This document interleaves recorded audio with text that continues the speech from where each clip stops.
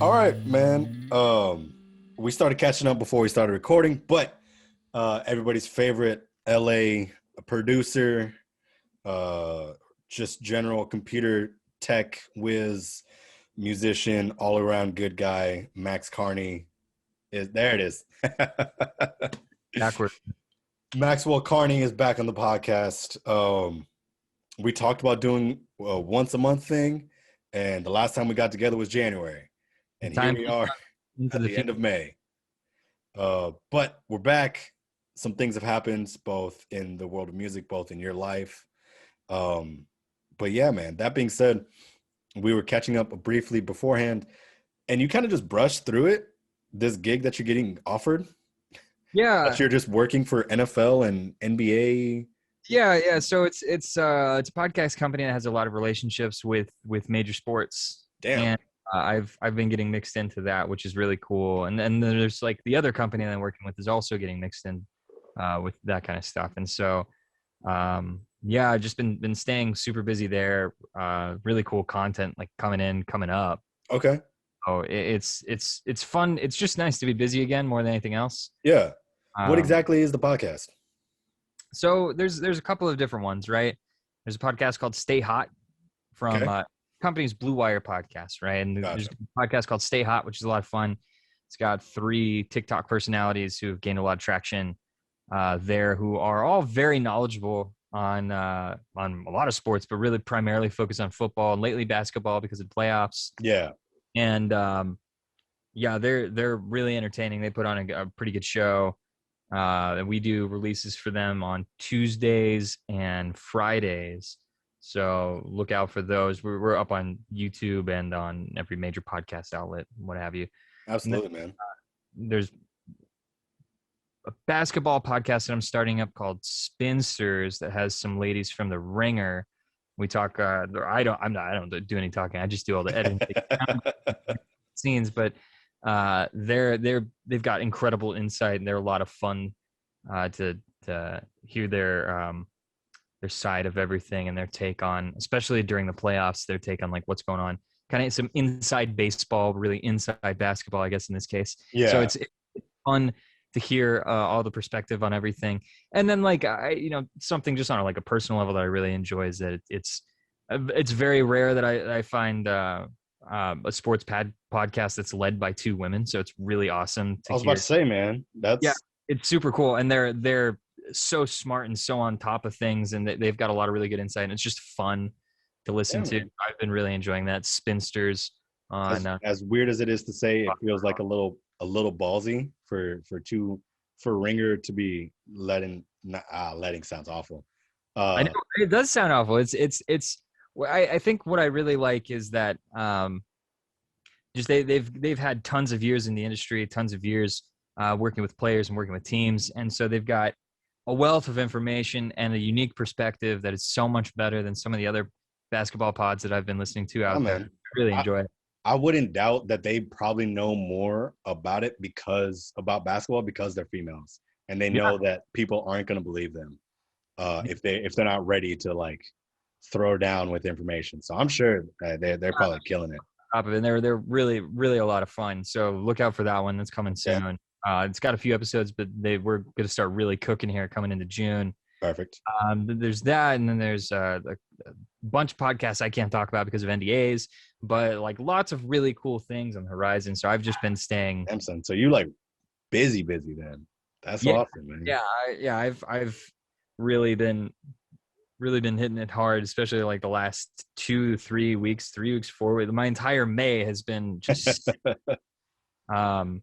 Towards the beginning of May, we actually, my fiance and I went and drove to Texas in a weekend. Okay. And back to LA same weekend. So it's Saturday. We drove out to like Fort Stockton to get a puppy, and then drove back on Sunday. Bless. It's a long drive. It was 17 hours there, about 18 hours back. So it was a bit of a trek. Adding on to that, I wouldn't recommend getting a puppy ever. It's great, but it's equal parts great and time consuming and a lot of responsibility. And you want to pull your hair out and you want to scream from the top of a mountain. Yeah. But she's going to be a well-raised dog, and we're going to make sure of that. It's just holy shit, man. It is so much more work than I ever would have imagined, and I get why people don't do this more often, if ever. Yeah. I don't blame anyone for that. Adopt, don't shop is typically what I like to think, but we decided to pull the trigger on this little pupper because she was actually from San Marcos, and we named her Juniper. Oh, hell yeah. Around yonder, so yeah. What type of dog is it? Born and raised. We don't know yet. We threw in a test, and it's gonna come back mid-June. Okay. So we'll find out more then. But she's been growing like 2 pounds a week. Dang. Okay. Yeah. Well, she started at 10 pounds. Yeah. So now she's about 16 pounds, and it's been 3 weeks. And if that trend continues, that's terrifying. The dog get real thick. She was the runt of her litter. Okay. We figure either she'll be a little bit on the smaller side for what she ends up being, like whatever breed that is. Yeah. Or she'll be like Clifford, the big red dog. Yeah, just super stacked for no reason. Yeah. Like you can already kind of see the muscles in her chest when she just stands forward. She's definitely like a sporting breed. So we're having to already, like, she's super smart. Yeah. Picking up commands left and right. She's really, I mean, I can hear her yipping over. Oh, well, she's right there. But she's really, really smart, picking up commands left and right. That's awesome. And she's only like 12 weeks old. So she's just a pup. And so it's been a pretty steep learning curve there. Different than a cat, for sure. A lot different than a cat. I can tell you that. But yeah, so just been staying busy that way. And then a couple side gigs that I've been pursuing, which have been fun. Side gigs aside from your side gigs and other side gigs. Side gigs, yeah. You gotta. That's the hustle, man. Yeah, man. So always another gig you can undertake. Never say no. Just say, how do we make this work? So, yeah, it's been cool. It's been cool. That's awesome, brother. I'm glad you're doing well. I'm glad LA seems like it's slowly coming back to life. Yeah, in a big way. Yeah, I mean, I think everyone who I know personally out here has been picking up work a lot more. Yeah. In the last 2 months. It's been really, really ramping up, and I think we're scheduled to open like as a state and a county. I think she's actually right here. Hold on. Here. So this is Juniper. Oh man, God dang, I love dogs. Oh my God. Yeah, she's a sweetheart. She's cute. Yeah, but so that's her. Here, go down. Oh, chaos. Her and our cat pajamas get along pretty well though, which was nice because they didn't at first. He was trying to hunt her and do the thing that cats do, but now they seem to be in a much better spot. Slowly becoming homies. Yeah, slowly. Here. So yeah, that's kind of what's been going on for me. That's awesome, man. Glad to hear, brother. Glad to hear. Glad you're doing well. Glad. I recently finished 000 on Amazon Prime, and that was awesome. So if I've heard about this. Yeah, watch it. Yeah, it's excellent. It's fantastic. It's fun. God, let's just add into the list of shows that I need to finish. So I know. Just finished The Boys. Oh, good. Oh my God, that show was. Boys is fantastic. That's actually, I'd say, like top 10 things I've seen in the last couple of years. It's just so good. The show was super good, super heavy. Oh my God. Yeah. Just super aggressive, mad gory, and just really well written. So shout out to The Boys. I feel it's got that same element of basing in reality that like a Breaking Bad does, where it's like, wow, like there's this kind of intangible authenticity to the writing and how they portray things and how they portray people as a whole. Yeah. It really shines in that second season, especially in some of the latter episodes. But like, what I think in terms of like superhero things, it's probably my favorite superhero anything at this point. Like the Marvel Cinematic Universe is whatever, like that's fine. It's always entertaining, but it tends to be one note at times. And DC's a bit of a mess, but I think the Snyder cut was better than anything else. So I might be in a minority there. I was even thinking that it's a decent movie, but it is. I think it is. But I think as far as like content goes, The Boys really shines as far as like superhero anything. Absolutely. No, I definitely agree with that, man. It's a hell of a ride, and I'm hopeful that they've got at least one more season, if not more seasons coming. Oh, for sure. I could definitely see that. Then also, have you checked out Invincible? No, I haven't. So I it's been on my list as far as like something to check out, but I haven't been able to pull the trigger. I need someone to effectively recommend it. Dude, that first episode will take you for a ride, player. Good golly, Miss Molly. You think it's like a normal setup, like introducing characters, blah, blah, blah, all this and that. And it does that. And then all of a sudden, just like mad change. That good. Okay. Don't say anymore. Don't say anymore. I just need your recommendation. That's good enough for me. So I'll check it out because that sounds great. You know what else I've been watching that's been shockingly good? Huh. Did you ever watch? I mean, did you ever get into SpongeBob as a kid? Yeah, of course. And then again as an adult because it's really timeless and it's humor and how really well written it is. I haven't watched it in a couple of years, but yeah, no, I know it's great. So I guarantee you could probably put on an episode or two and then just be like, oh yeah, I remember this. Oh wow, like this is still funny. Like this is great. Yeah. So some fucking producer at Nickelodeon who is literally like our age, so like late 20s, right? Yeah. Made something called SpongeBob DocuPants.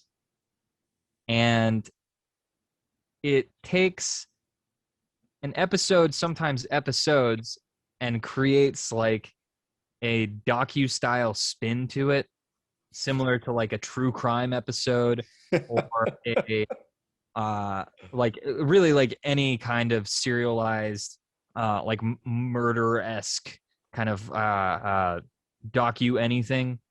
Okay. Netflix that are just wildly popular these days.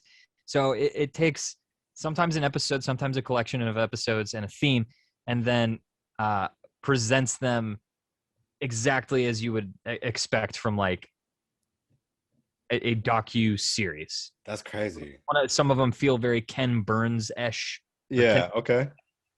Some of them feel like Serial, like the podcast Serial. Yeah. Oh, yeah. It's every white girl's favorite podcast. Really weird. It's really weird, but it's so well executed. It drives me insane. Like it just sounds so goofy. It's super goofy in both its execution and its content, but it's just preposterous, and it works so well. It's so funny. That's okay. I've been dying watching it. Where is it on YouTube? It's on Amazon Prime. Amazon Prime? Okay. Prime. There's something, man, Amazon Prime really has like kick-ass original shows, and they tend to get, they're kind of like a sneaky dark horse in the content game. Dude, honestly, man. Well, it's because they got so much dang money to like their advertising honestly is not as good as other well, that might not be true because like in LA you get a lot of just content advertisements on billboards and literally everywhere. They just post it because LA loves LA and Hollywood loves Hollywood. And so like you see these massive sides of buildings, billboards, everything you can think of, just advertising content. And Amazon typically has quite a few of them. Really? In long periods of time. So I guess they do put money into advertising, but like you don't hear about them very much. Don't hear about it so much, but I will tell you what Amazon is good at is advertising their stuff in their stuff. Oh yeah. Masturbatory advertisement. Yeah, they're really, really good at it. Mm-hmm. Like shockingly so. And it's I mean, if you're gonna do sponsored content, might as well be your own, right? So exactly. Right. Quick commercial on Michael B. Jordan's new movie as before you start this show. And oh yeah, I haven't seen it, man. I haven't seen it either, but goddamn, that commercial looks good. Sucker for MBJ, dude. Like I'm not sure I've watched something where I've been like, oh, well, he didn't do a good job. Like I've seen things where he like the stuff he was in or like the content he was in, I was like, yeah, whatever. It's not really my speed. But every time I've just kind of been like, yeah, but he's really good. He's great. Regardless of what I think about the show itself, he's a hit. Also, just such a dime piece. Like, dude, for real, man. It's not fair. Dude's a stud. Like I don't. There's I'll bet you he has like a band on the side too that he just doesn't talk about. It's like Ryan Gosling. Did you know that Ryan Gosling has his own band? What? Because of course he does. Like he's just gonna go ahead and be talented in another way too, just to be better than you. Like it's really really frustrating. As if he wasn't better enough. Yeah, it's called Dead Man's Bones. Look it up. It's not terrible, and it's excruciatingly frustrating knowing that. Is he the singer or? Yes, he is. Of course he is. I bet he also plays guitar or some shit. Some shit. So some people are given all the talent. Dead Man's Bones. I'm gonna write that down. Check it out. Speaking of music, some things to check out. I'm a big fan of Death from Above 1979. And so they had an album come out in March that I'm still pretty amped on. Like they took a while to release it for whatever reason, like whatever. Yeah. They could do what they want. But it's pretty good. I liked it a lot. Albums on the horizon too, like Hiatus Coyote's releasing a new album soon, which is really exciting. Feels like it's been forever since they've released new music. It's been like 4 or 5 years, which is crazy. The Shaolin was it? No, it was Use Your Weapon. It's got Shaolin Monk Motherfunk on it. But Use Your Weapon, I think, was the last major studio album that they wrote. I think we've got something to look forward to this year is if my timing is right, if my math is correct, if I've done all the math correctly, I think we can be expecting an Adele album this year, like later this year, probably. Really? Definitely before the Grammys next year, so that way it makes the cut. So exciting. That'll be interesting. Skinny Adele. Yes, it will be interesting. I mean, I have yet to find an album of hers that isn't just rock solid, and I think it's because she really takes a good amount of time between. She's not like pumping out content. It's all very much like, you know what, I'm going to very intentionally put this together and do it. And so very interested to see where that goes. Weezer released a new album recently called Van Weezer, which is kind of weird and fun. Okay. Worth checking out at the very least. It's Weezer playing like Fountains of Wayne inspired by Van Halen. Like Stevie's Mom, that's like, it sounds like they're playing as if they're covering that band, but with the intent to sound like Van Halen. That's so a little weird in terms of how it comes off sonically. Yeah. But it definitely feels closer to the Blue Album than their last couple. Okay. And so I think it's fun. I think it's worth checking out at the very least. You know, it's Weezer, man. It's always gonna be a little fun. You get exactly what you expect with Weezer. Like it's not necessarily like it's not gonna blow your mind. I'm not gonna say like, yo, this Weezer album, fucking tits. Like it's not changing, but it's fun. But it'd be a good listen. Oh, fun, you know, like why not? It's good. It's good stuff. Dude, what have you been listening to lately? What's new there? I mean, the last new album I really hit was J. Cole. What is it, The Fall Off? That sounds right. Yeah. That's the most recent one that I've listened to, like top down. Like I'm such a J. Cole fan. Like it dropped the 14th. J. Cole's the shit. Yeah, absolutely. Oh, the off season. Off season. That came out. Man, when did it come? That came out like super recently, didn't it? The 14th, if I'm not mistaken. 14th. Okay, I was gonna say like I think I saw. I've got like a rolling list of albums that are on my to listen page. Yeah. So I think this one I just missed. I don't think I've listened to it. Dude, So I've got something to do today. it's a good one. And I'm such a fan of hip hop and What's the J. vibe? Cole. Because I know that like KOD had a whole vibe to it. Yeah. And so like and so did, I mean so did 2014 Forest Hills Drive, like that one also. Like I think his albums are really, I think J. Cole is really unique in that every album feels like a very complete package of a snapshot of where he's at in his life on like an emotional and mental level. Yeah. So And this one felt like it was coming from a place of, y'all said I couldn't like spit bars. I was just like storytelling. He was like, okay, cool. I'm a storytell and like drop some bars for an entire album and just shut y'all asses up. And then I'm gonna go play basketball in Rwanda. Like, and he did. Like I've seen videos of that. And I was just like, what the hell? Like this, like J. Cole's got big, I do what I want energy. Exactly. And like mad respect. Hell yeah. He's fucking awesome, man. Like I like J. Cole's the shit. You can't be mad at him for that, because like he's talked about this for years of like, man, my dream was to be in like a professional ball player. And then he realized that it wasn't going to work for the NBA, and he was like, all right, where else can I go? Oh, I can go do African League.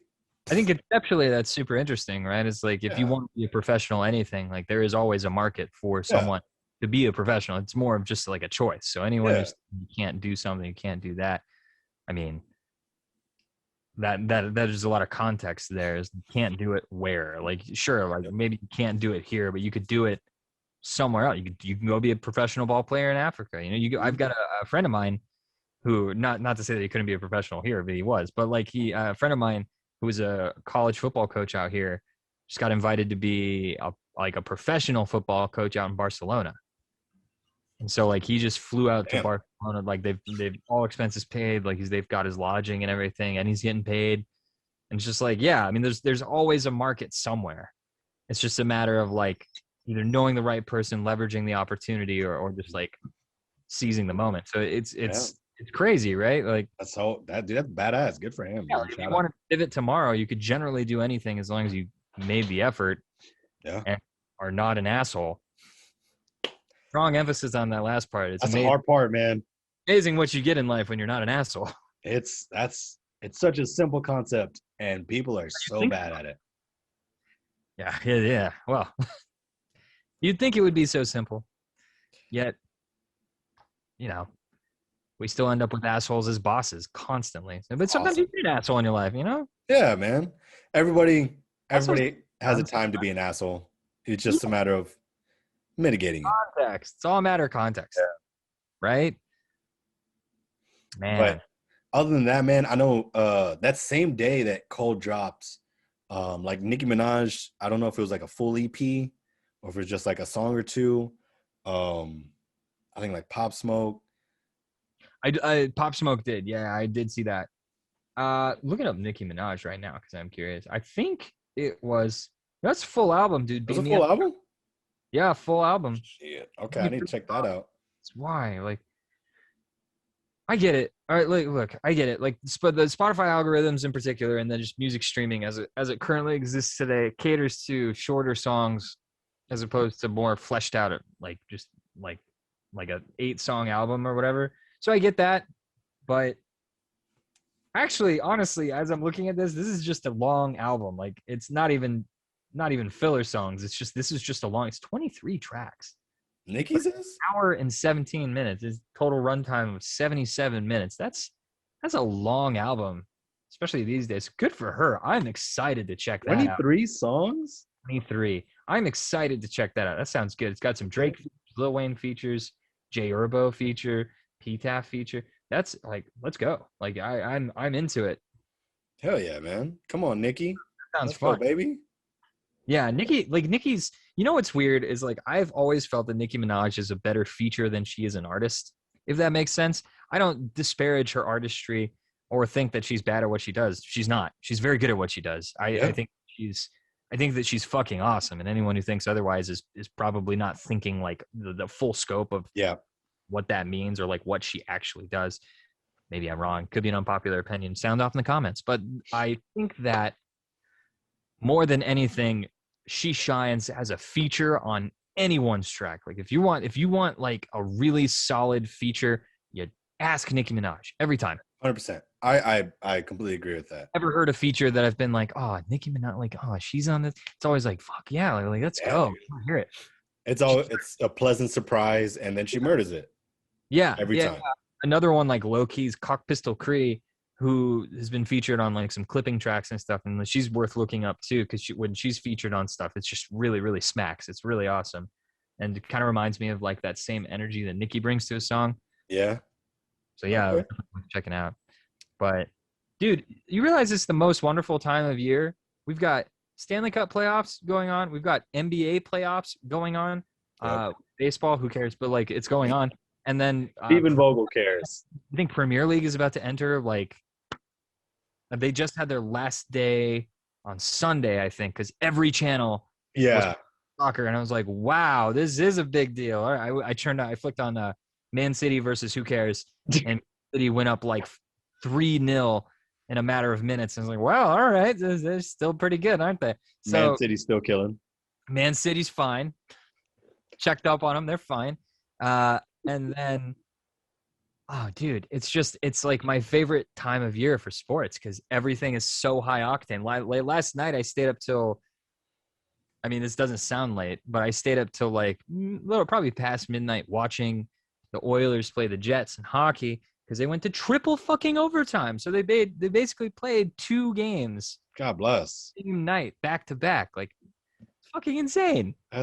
Who won? Ended up sweeping the Oilers, Oilers have had their number all season. It was nuts. Damn. It was nuts.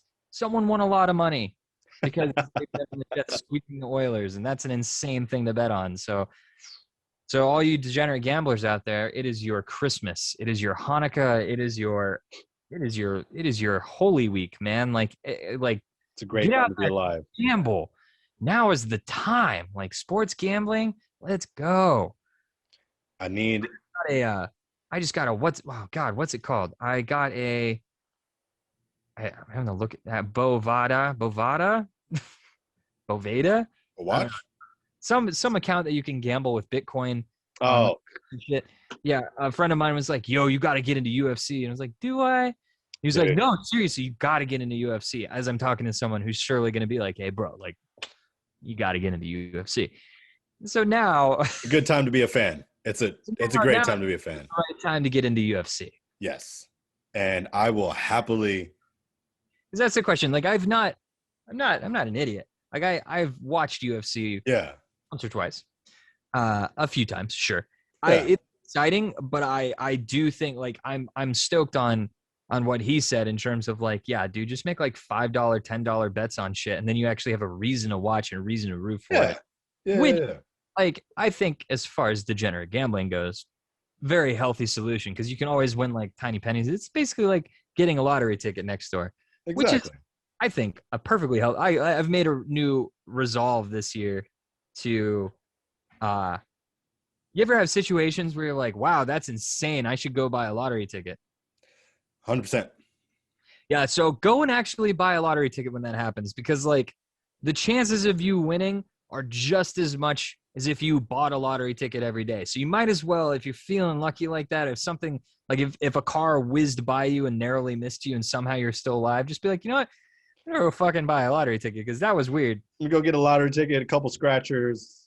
Yeah, or what happens? I don't know, you skip a rock at a pond because you're always at ponds. If you skip a rock at a pond and just like skips by, hits a duck in the head and skips off him and hits a bird out of the air, like go buy a lottery ticket. Do yourself a favor because like that's not real. That's a glitch in the matrix, man. That means you have an opportunity. And if you don't seize it, like, it could be the difference between you and a couple mil. So, like, the way I see it, like, go for it. And you're right, because I missed out so hard. You want to talk about gambling in the UFC? Dude, here's the thing, is gambling is profitable if you know your sport. Yeah. Right. So if you generally know what you're talking about, and if you kind of hedge your bets a little bit, then you come out on top every time. I mean, you have fun while also like making a little bit of money. You don't want to make like a lot of money. Like you don't want to put all your money into GameStop, even though I put a little money into GameStop, if I'm being honest. But it was at like $50, and now it's at like 200 something. So like, come on. So easy. Yeah, come on, it's easy money. But like, dude, there's you want to hear something really frustrating? Oh, I do. I really do. Lay it on me. There is a very near universe where I made over 50K in a month. What are you trying to sell me? Is that what we're getting to? I'm not trying to sell you anything, but so you can too with the Verve, the new energy drink that's all natural. With Cutco knives, you too can sell knives door to door, just like me. Oh, Kiani is great. The best health supplement. It's the best. It's the best. It's the best. Like over and over, just lay it into it. Yeah, sorry. Anyway, go ahead. No, so I decided. So this has been my latest mantra: is you got to do white people shit to make white people money. Woo! Okay. So I've been trying to figure out how investing works.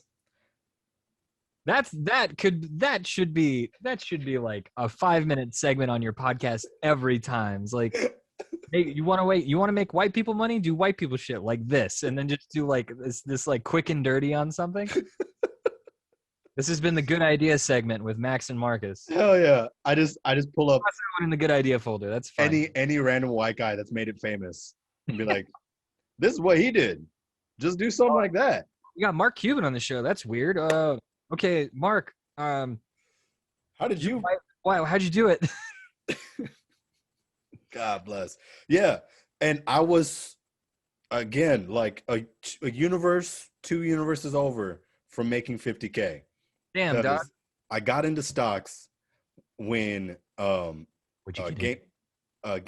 was $40. Oh, dude. So when I got it at, I have about like 56 or so, 56, 57, something like that. I threw in like 500 bones into that. And like a day or two later, it went down to 40, and I was like, I could double down. I was like, I'm pretty sure it's about to go up. I could probably buy another 500 of shares at 40, wherever how many shares that is.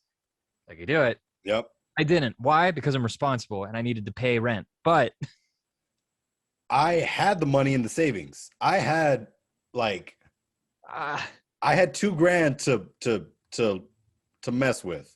But sure, with all gambling, it's like I totally respect. I respect just as much that you didn't do it. Yes. And we have to say that. We have to, because if we don't, we're just gonna cry. I was legitimately like heartbroken for 48 hours when I came to this realization. Right? Yeah. So follow me on this, right? So I get on GameStop for I throw $2,000 in when it's $40. Okay. Let's say I magically had pulled out before Robinhood hoed everybody. They did big time. Easily could have pulled 10K. Yeah, easy. Right? Okay. So then I pocket 5K, and for whatever reason, I'm feeling saucy, and I throw 5K into Doge. Bro, I got Doge at 7 cents, and then I got cold feet because it went down. I got Doge at 0.02. You motherfucker. Oh man. But you know how many shares I got?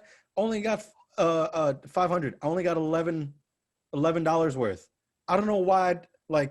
Yeah, but I mean, yeah, I've got 250 in up, but again, comparatively, right? Yeah, of course. You throw $5,000 into Doge, when it hits 50 cents, that's 20K. Welcome to the best years of your life, like that kind of stuff. Exactly. So again, then I'm chilling at 25, 30K. 2 UFC pay-per-views ago, I was 5 for 5. Get the fuck out of here. And I didn't put any money on it because I freaked out, and I should have done it because it was my birthday weekend. Like, why would I not bet on my birthday weekend? What have I told you just now? about buying lottery tickets and taking chances. Now we know. Now we know. Now we know. 5 for 5 on like that parlay on a $5,000 bet is $25K. Ooh, boy. That's some big money. You should jump on this site that I jumped on, the Boveda, something like that. It's boveda.lv, probably Las Vegas, but like you should hop on because I think they do. All I plan to do is like on a monthly level invest like $50 towards gambling. That's it. $50, and I don't even use it as money. I flip $50 into Bitcoin. Yeah. So that way I can ride the wave of Bitcoin and it'll just become more valuable over time anyway. Yeah. And then use that to gamble and just like tiny bets here and there, just prop bets. Who cares? Like things that are pretty simple. Even if I like, you're just taking shots. And if you run out of that budget, then you have another 50 coming in the next month, like whatever. It feels like a very healthy way. It's a healthy gambling to do it, right? Where you could just like, make a little chicken on the side, you know? Yeah. And then you take care of your chicken.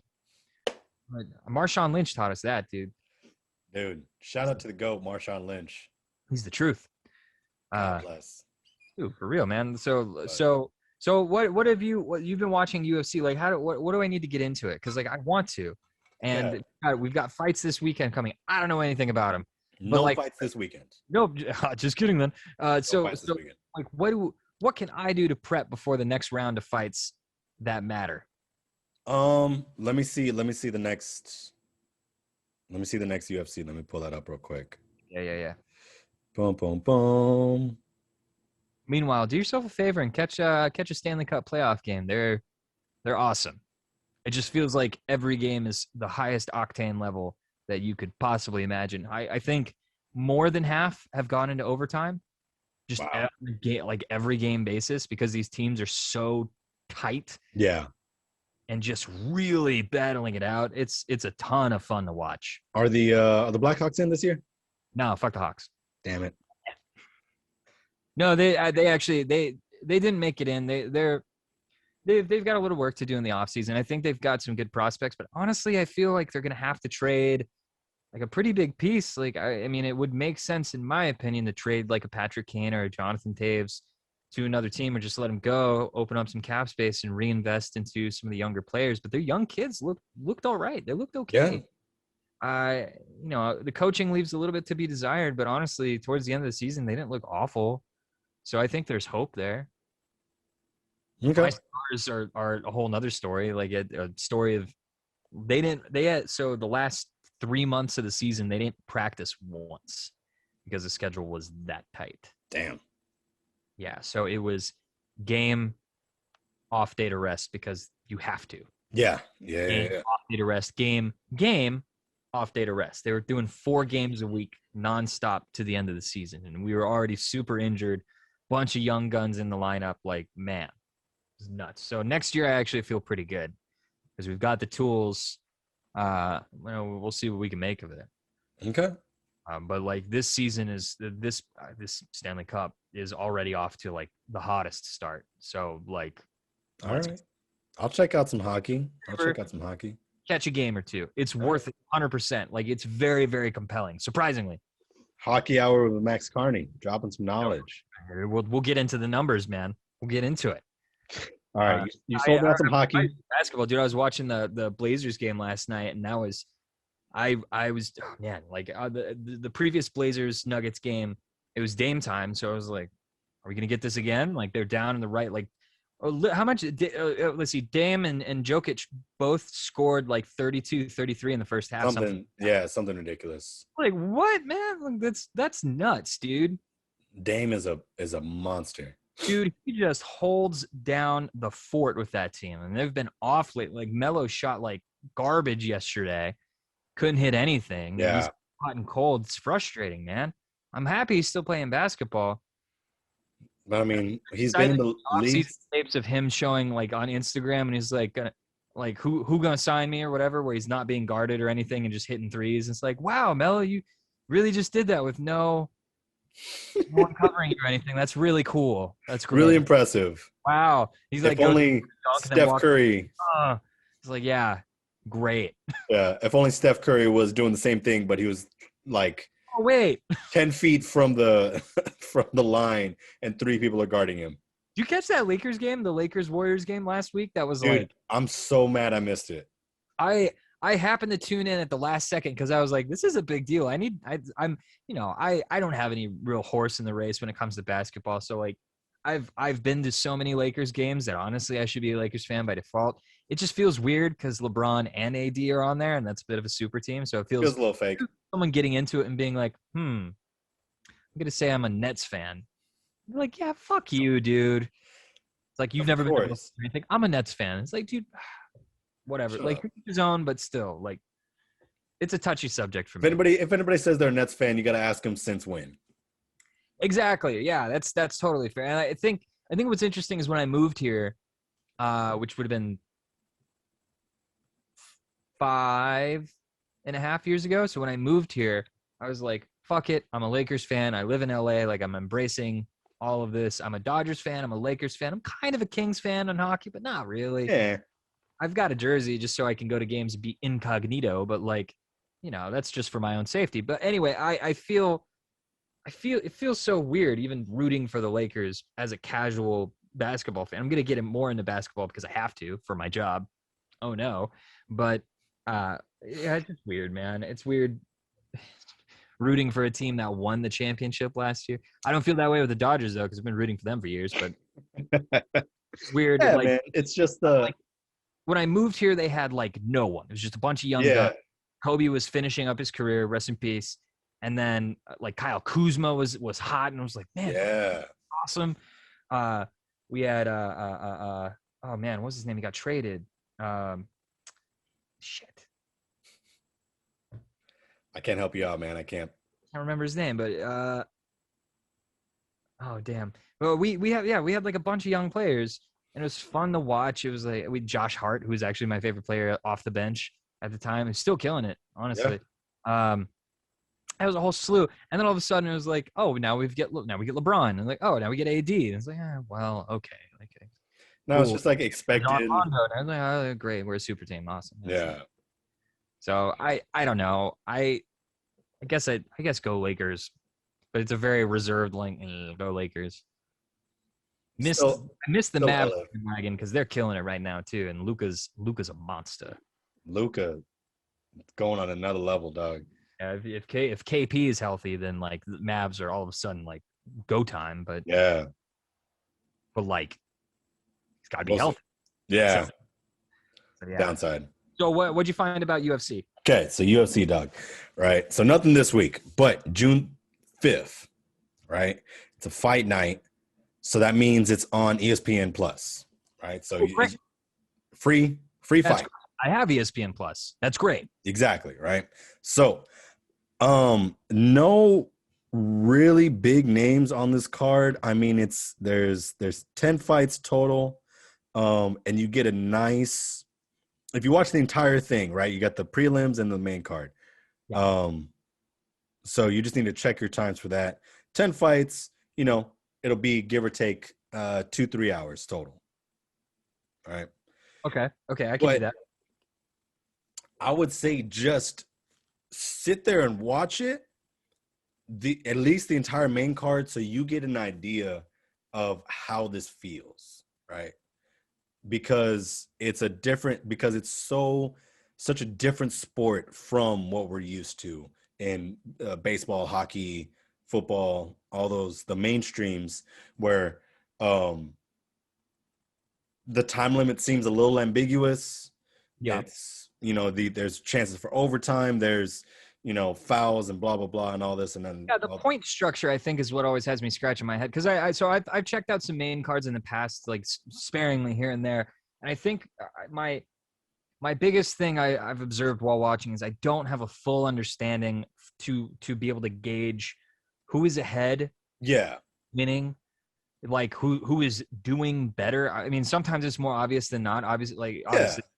But for like a casual fan and observer, it can be tough for me to tune in and look, and then like midway through the fight, they're like, wow, this person's doing really well. And it's like, yeah, I mean, I guess, but are they? Like, I don't know. So that's why I said just kind of tune into the card and get an idea, because obviously the commentators are going to be kind of like walking you through it inadvertently. Do you like UFC commentator? Because like in all honesty, like I don't think commentators in all sports are equal. I think that like if you're watching hockey on NBC, you're it's a bit of a crapshoot, and you're almost always going to get shit commentary, and it's really awful. Yeah, it's just like you're saying like it's like you're describing this very poorly to someone who's not seeing the game, as opposed to getting into details on like an analysis on like what's going on. So like the halftime report or the intermission report will be like, well, we really think they should put more pucks behind the net. It's like, no shit, dude. It's infuriating. And so I'm curious, like with UFC, do you feel like the commentary is actually helpful to observers? Do you feel like it goes 100%. Details in a way that adds substance to the fight itself? Yes, 100%. I believe that to be true. And I think the difference is because the UFC hires their commentators, right? It's not NBC buffs that like have been in the sport for a long time. They kind of, like there's nobody like Stephen A. Smith who's just all of a sudden just talking about with Skip and Shannon, like yesterday with Julio Jones on the phone, where they basically were just like, hey, like Shannon Sharp called him and was like, hey, you gonna stay in Atlanta? I don't think he told him he was recording, and he was like, yeah, I'm actually not really looking to stay in Atlanta. He's like, what about the Cowboy? Were you coming to Dallas? Because he saw him in Dallas or some shit, and he was like, yeah, no, not going to Dallas, which is objectively funny, but like, what the fuck? Exactly. That's neither here nor there, but like what the hell? That's garbage, right? So like it's garbage. A good amount of the commentators for the UFC are former fighters. That's very cool, right? So they have a different stake in the game, and they're so much more articulate than your Shaqs and your who's the other bald dude? I can suck it, man. I can't do it. I can't do it. I just the commentary doesn't do it for. Like I don't care. Exactly. Right. I feel like they argue about their own stances on things with each other half the time, basically saying nothing. It's like, well, I think that should have been a technical. I disagree with that. I don't care who you are in the league. It's like, okay, like you're just spitting opinions, and that's the thing, is that it's the UFC commentary is very objective in that sense, right? They're like, they have distinct roles where there's the color commentator, where he just like that's what Joe Rogan does, is he does color commentating, where it's just like, oh shit, he hit him with the mean cross, oh my god, he put him on Queer Street. Like that's what Joe Rogan does, right? And then you got people like Daniel Cormier and Dominic Cruz, who are like the I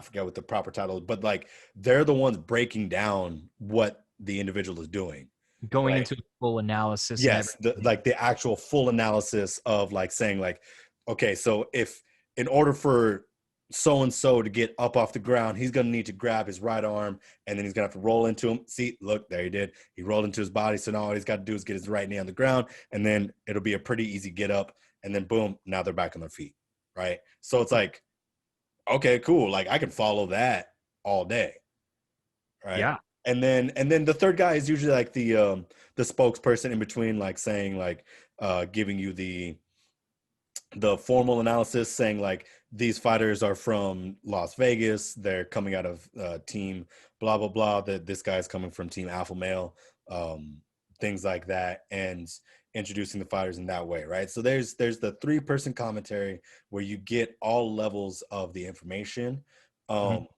and everybody's well knowledged in the sport, so you don't have anybody bullshitting and just giving their opinions on what's going on. They're being very straightforward. This is what's going on in the ring. This is how it's happening. This is what homeboy needs to do. If he's going to turn it around, this is the time, blah, blah, blah, this and that, right? So like part of me can hear Joe Rogan like, I don't know, like you gotta, I don't know how he's gonna get this. No, like I don't mind him.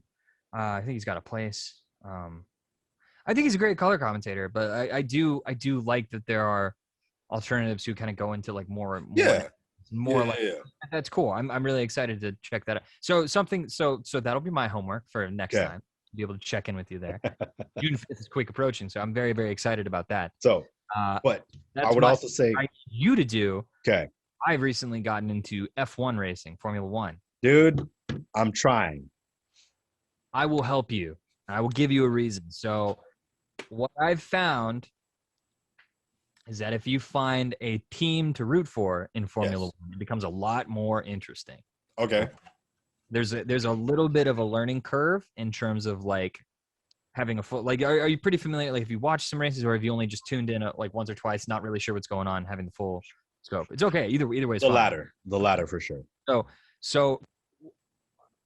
So you've got like they're racing for like 2 cups, right?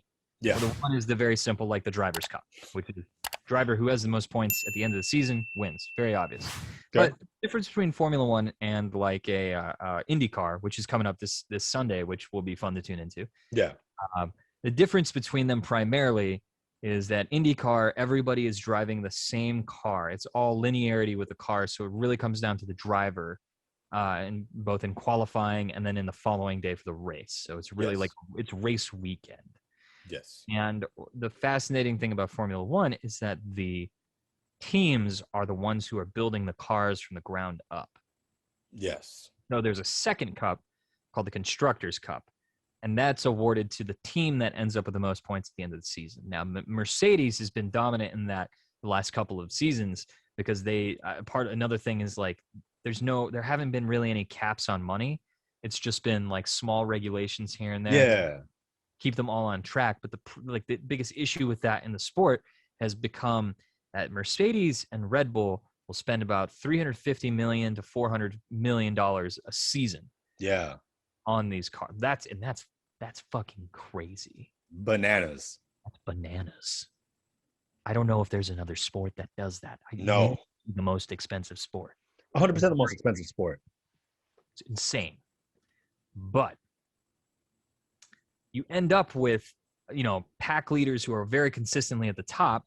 They have their kind of sister teams underneath them. Like the big four would be like Mercedes, Red Bull, who really are at the top in their own echelon, followed by, in no particular order, like a McLaren, Ferrari, and who else is usually up there? I think they separate as like the main four in terms of spending power and like the quality of driver and how they've generally done season to season. And then you have like a bottom tier of cars, some of which are like the B teams, like AlphaTauri is like the B team to Red Bull. Okay. You'll see drivers like if they don't, like Pierre Gasly, who's my favorite driver, for instance, we had a chance with Red Bull and then dropped into AlphaTauri because they were like, we want to try someone else in the Red Bull car because we don't feel like we're getting enough out of you. It's a cutthroat business too. It's really crazy. You only have a few races to show something. And if you can't, then they're just like, we have to move on. That is the thing that is exciting about this. Brutal. Is the exclusivity of the entire thing. Yeah, and like at the end of the day, I think the craziest thing to digest is that you really have like the 20 best and fastest drivers in the world.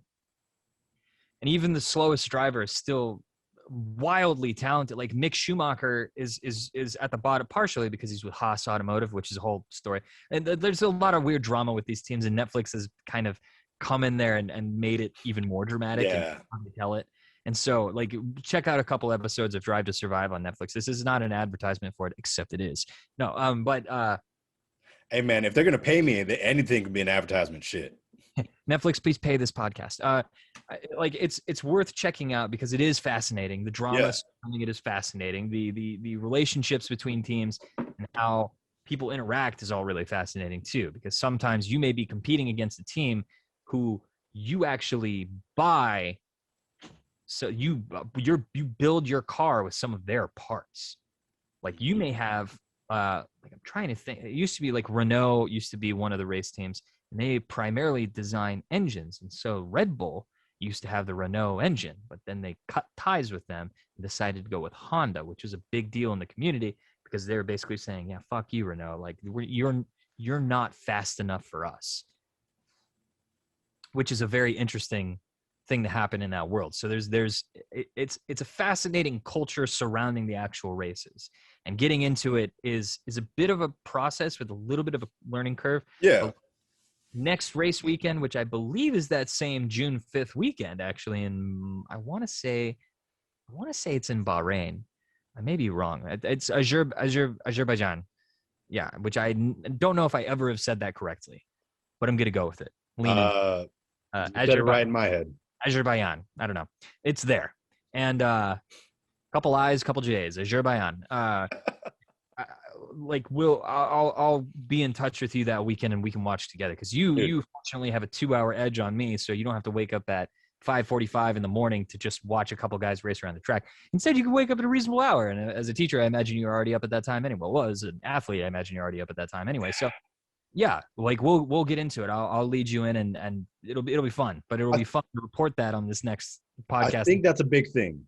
Is you gotta have people to watch with. You gotta have people. You gotta have somebody there that is just so excited to be watching it. It's a sports accountability buddy. Yes. Not the old cars you used to see in New England that you see far and few between. They exist still, by the way. They do. But it's a sob. It's a sob. Everybody needs a sob. Everybody needs a sob. Yeah, man. And it's like I sob. Holla at me. I'm most people's fighter sobs. Yeah, it really does. Like, and that's. I mean, I've got a buddy out here who's getting me into UFC, but that's really why I wanted to get into it with you as well, is because having like multiple layers of insight, having a couple of people that you can talk to or text while you're watching, just like, whoa, what just happened? Like having someone who's into it enough to do a little more research, kind of dig a little deeper, and kind of explain some of the X's and O's always makes you more fascinated every time. Yep. Yeah. So I'm a big proponent of that. So the thing that you need to see, though, like if you're talking about maybe one of the best cards to watch, like to get started with, it is a pay-per-view. Okay. And I know you're a smart guy and you could find the pay-per-view. The pay-per-view only means pirate per view. UFC. Not on this podcast. UFC, if you come across this podcast, I paid for every single one of your pay-per-views. I'm not a degenerate. That being said, however you get the pay-per-view, however you come across it on the internet, June 12th. Okay. Holy shit. What's the card? Okay. This is gonna be great. Okay, tell me the card, and I'll tell you if I recognize any of the names. That'll be how we determine how big of a card this is. Okay. So it starts out with the light heavyweight. They're just bangers. They're, young up-and-comers. With light, what is the primary difference between them and some of the other weight classes in terms of like fight style and what they do? Just in a quick and dirty sentences or less. So I'll give you each one a 2-minute brief, like a two sentence thing. Okay. So light heavyweight, you got Paul Craig, Jamal Hill, just two bangers. Light heavyweight, that means that they're coming in at 205.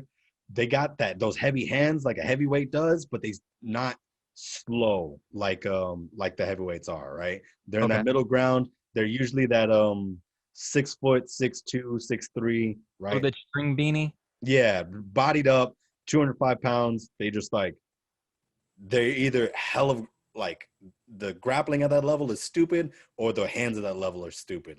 Was Anderson Silva a light heavyweight? He was not. He was a middleweight. He was a middleweight. Okay, yes. Great. Who is a famous light heavyweight? Famous light heavyweight is John Jones. Okay, the Martian Manhunter. Excellent. Yes. Moving forward. Okay. Next up is welterweight. Okay. Okay. This is 170. Middleweight. Yes. Okay. Look at you. Doing it.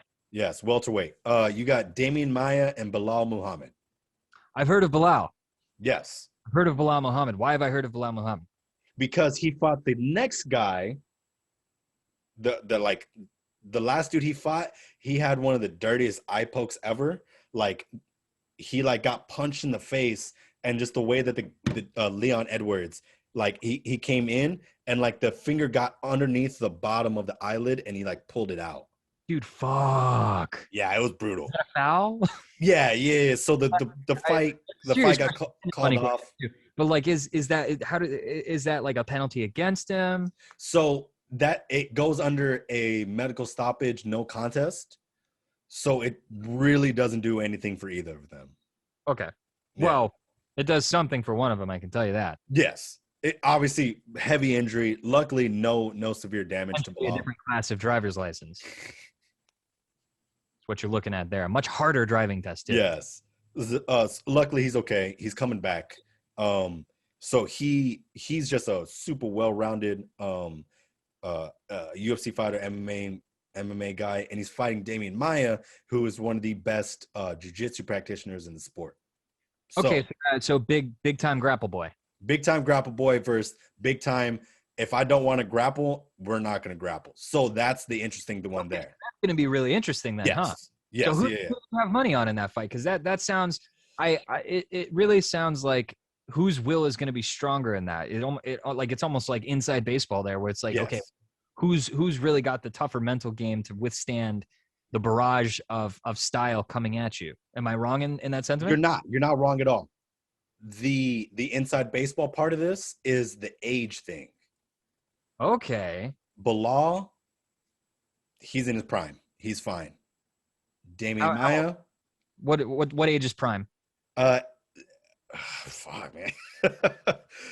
After it's not an exact age, it's sliding scale. After 35, you start seeing some dudes go downhill.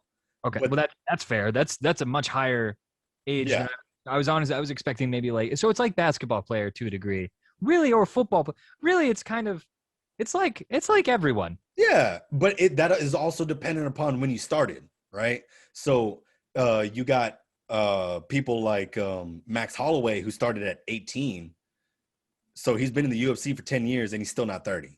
Like, and he's one of the man. Yeah, and he's one of the best fighters in what does he fight at? He fights at 145. And he's like one of the best boxers in all the UFC. Kid's nasty, not even 30 yet, right?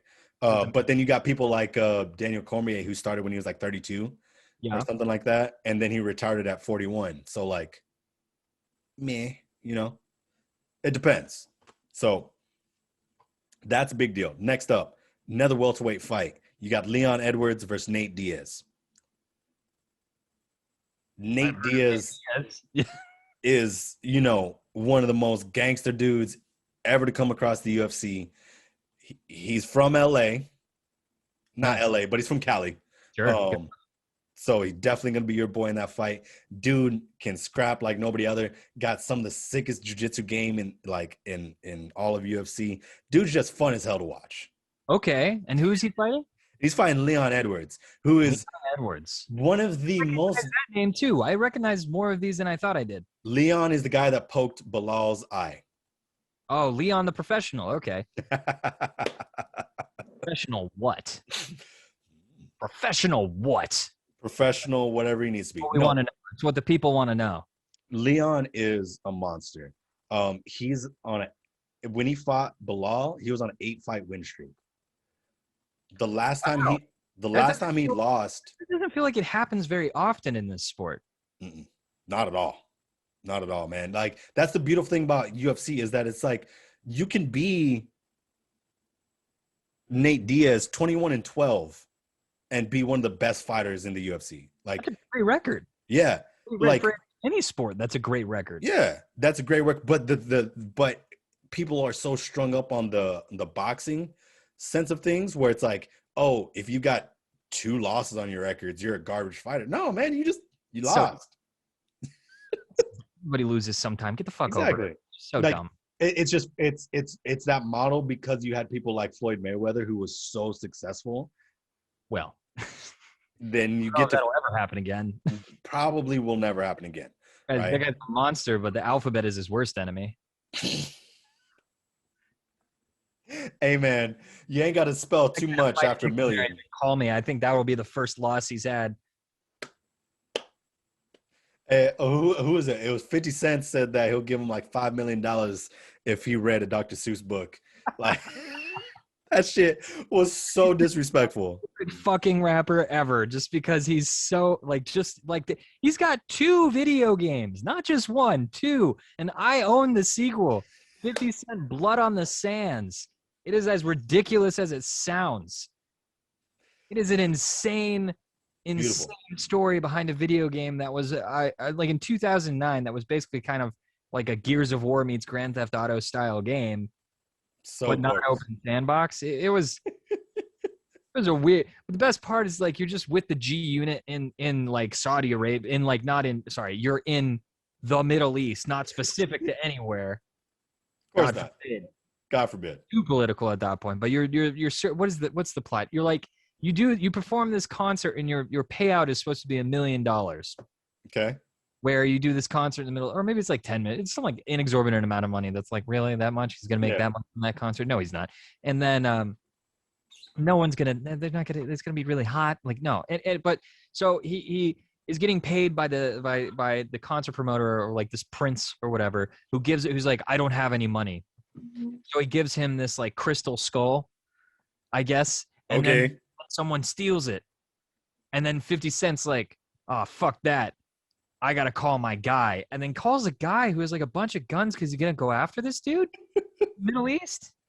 And so 50 and his friends, his super friends in the G unit, go after all these guys and pop many caps and many asses. And so it's a ton of fun. It's the same. It's very formulaic, so it's kind of like after a few levels, you're like, okay, I'm bored. But it exists. But he came out with a game. He made 50 Cent Get Rich or Die Trying, the video game, and then he made the sequel, Blood in the Sands. And the fact that he did that, that's pretty cool. You got to give him ups. Cool. I don't know if you know this, but like one of my favorite stories, and then on back to UFC, is that him and Ja Rule have this feud that's been going on forever. And Ja Rule had a concert where 50 Cent, I think, bought out like the first 5 or 6 rows. The most gangster thing. Wouldn't have anyone in those rows. Just as a fuck you to Ja Rule. So that is so damn funny to me. The pettiest thing in the world, and I love it. You can't beat that. Like, could you imagine hating?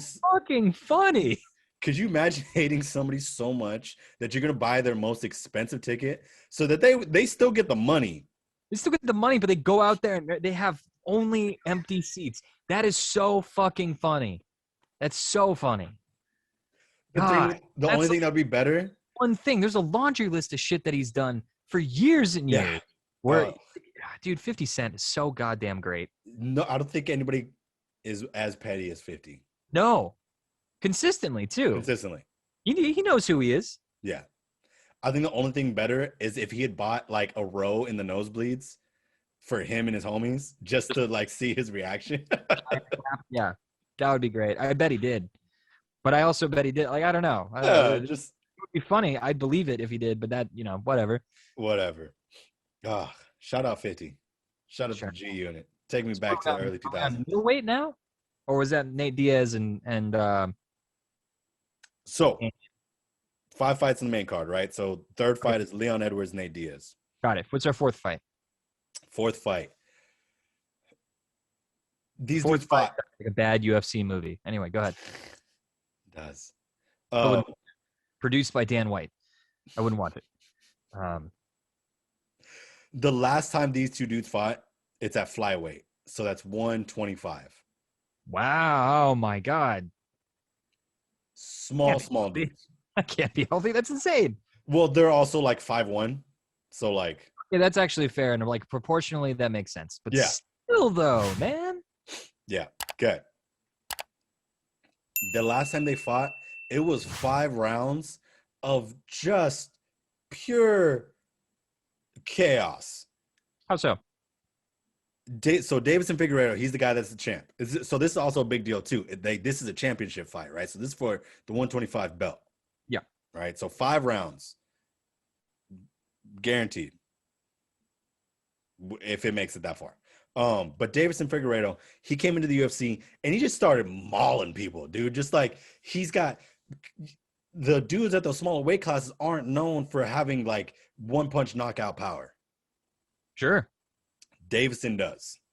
He's just this dude from Brazil. He's a farmer, and he just like in between training. Never fight a farmer. That's a terrible idea.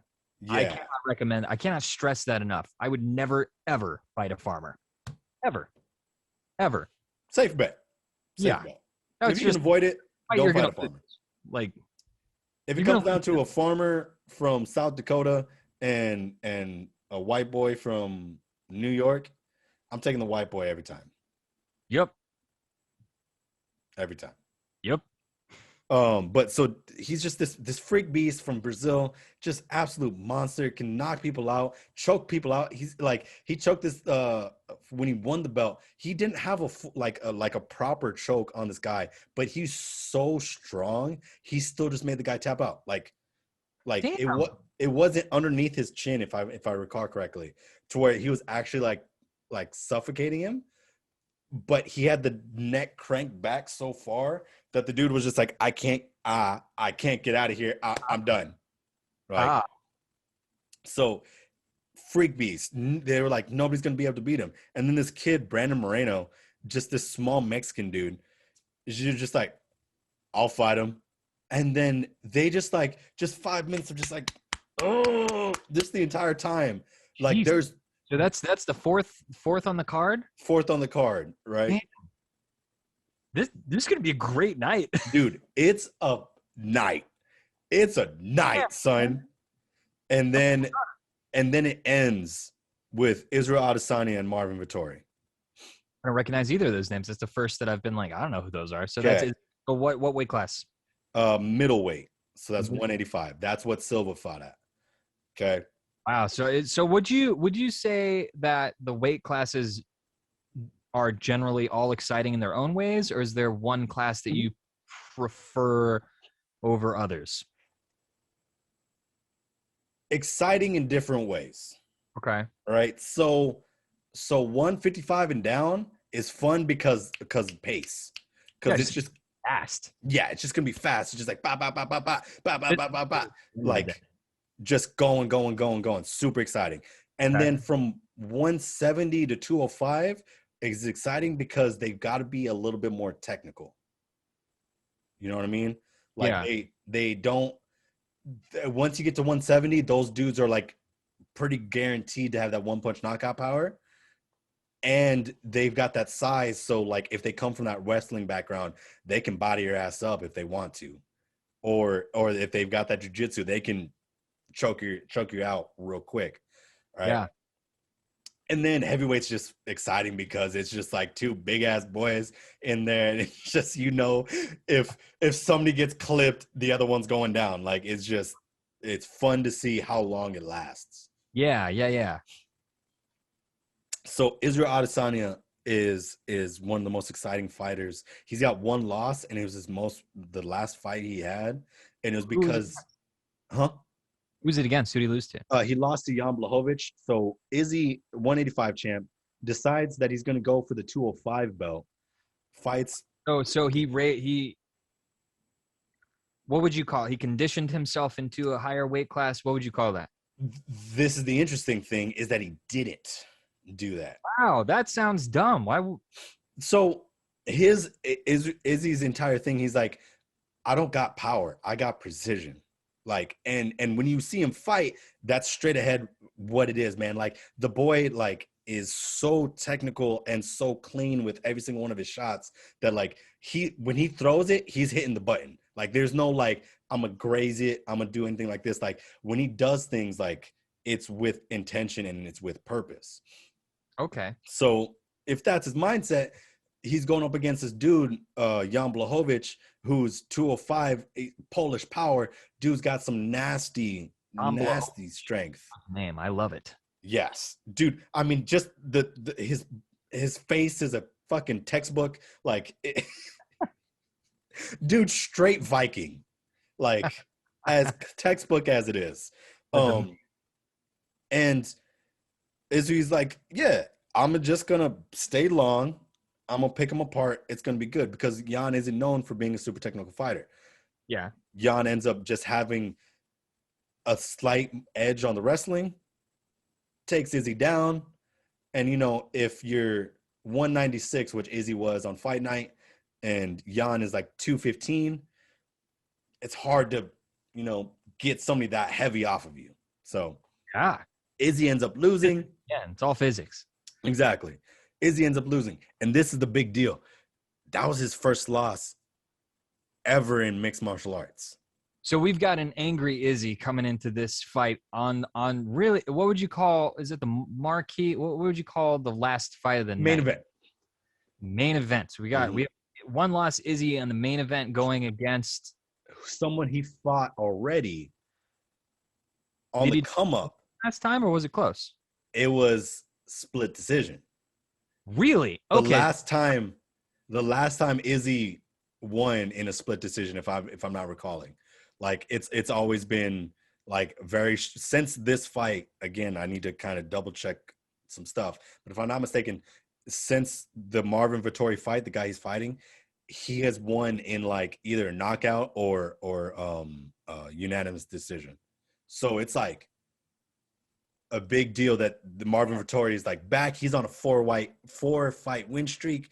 Izzy's coming off of a loss. He angry, and it's just like, oh boy.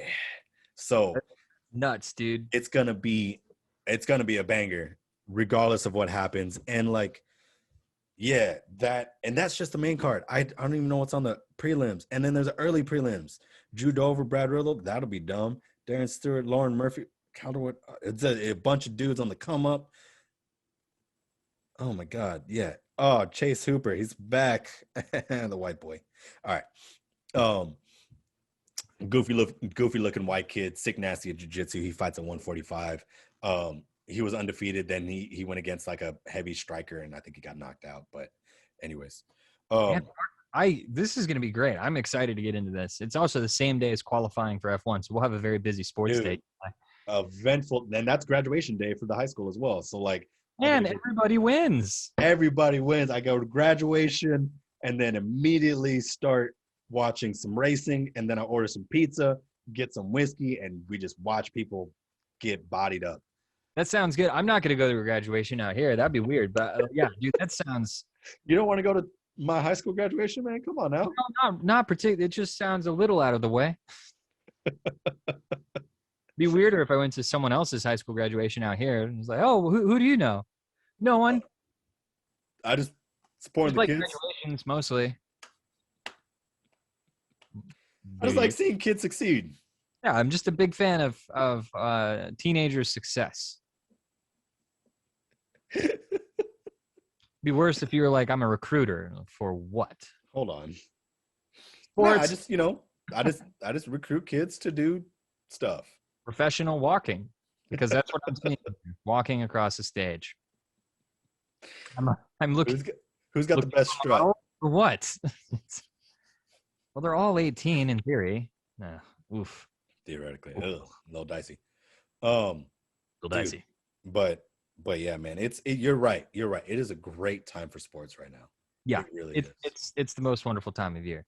I actually have to be heading out soon to get a little bit more work done and to watch hockey, bitch. You should watch it tonight too. Dude, I totally get it. Dude, always such a good time being on your pod. Always a pleasure. I love it. Any final thoughts, final words, anything else to look out for, anything on the come up? Thoughts. For anyone out there, get a plant. Get a plant in June. Whether it's an indoor plant, outdoor plant. Plants are nice. They give you a schedule, give you something to adhere to, and no matter, like, even if you don't have pets, even getting just like a very simple plant to take care of and watch grow, like, it gives you purpose. So get out there, get a plant. That means you, Marcus. Get a plant. Get a succulent. Get a cacti. Fancy you say that. Life news on my end. I'm about 2 weeks from getting a house. Dude, congratulations. Yeah. Yeah, no, bananas. Get a plant for that house. Do yourself a favor. Get a nice get like a ficus. I don't know. I don't care. Just get something. I'll get a plant, and I'm going to name it Max. Have a plant. It's good for you. It's good for your health. It's good for your mental health. Go get a plant. I will get a plant. All right. Last thing, go ahead and just plug just again, everything that you're working on, everything that we need to be on the lookout for, man. Well, yeah, check out our series of podcasts on Blue Wire. We've got Stay Hot, sports podcast, talking football, talking basketball. It's releasing twice a week, and we're just cooking it up, going to do even more soon. Spinsters on Blue Wire, worth checking out, and a whole bunch of other stuff coming down the pipe that I can't talk about yet, but I will be able to soon. So hopefully by the next time we chat, we'll be able to have a little bit more on that. But yeah, definitely check out those pods. They're a lot of fun, and your boy mixed them. So all right, man. Anytime you got anything going out, anytime you want to plug something, brother, hit me up. These ones are super easy, and that's something I always look forward to, man. So yeah, dude, I appreciate it, and I appreciate you. This pod too. Fuck yeah, let's go, dude. We're coming up on it. I think this is 84, 85, man. Nuts, dude. What are we doing for the 100th? Dude, I don't know. The 100th is for sure going to be in the new studio. Gotta be like a forum. Like you should have like a couple recurring guests, and then like I don't know. You can make it a lot of fun. We'll talk. And let me know, man. Yeah, please, dude. You know things that I don't know. I'm still trying to figure out this marketing thing. Can you show me? Phil Collins had no business going that hard on a Disney soundtrack. No business whatsoever. The executives at Disney were like, they got Elton John for Lion King. They're like, we got a project coming up called Tarzan. I don't know. What's Phil Collins doing? And I'm like, hey, Phil, would you mind like doing some music for this movie? And he was like, oh, I'll do some music. Like, what? I'll do everything you ever dreamed of. Biggest fucking drums you've ever heard. Like, just fucking nuts. Just out the gate. So good. No business going that hard on a Disney soundtrack. So good. Yeah. But yeah, dude, please, I'm welcome to any criticisms, any thoughts, any changes that you might think that of course, could chop it up. Yeah, man. But anyways, brother, I'll let you go. Thank you again, brother. Everybody that's been rocking with us all the way into the end. We appreciate y'all so much. Y'all be easy. Peace. Thanks, guys.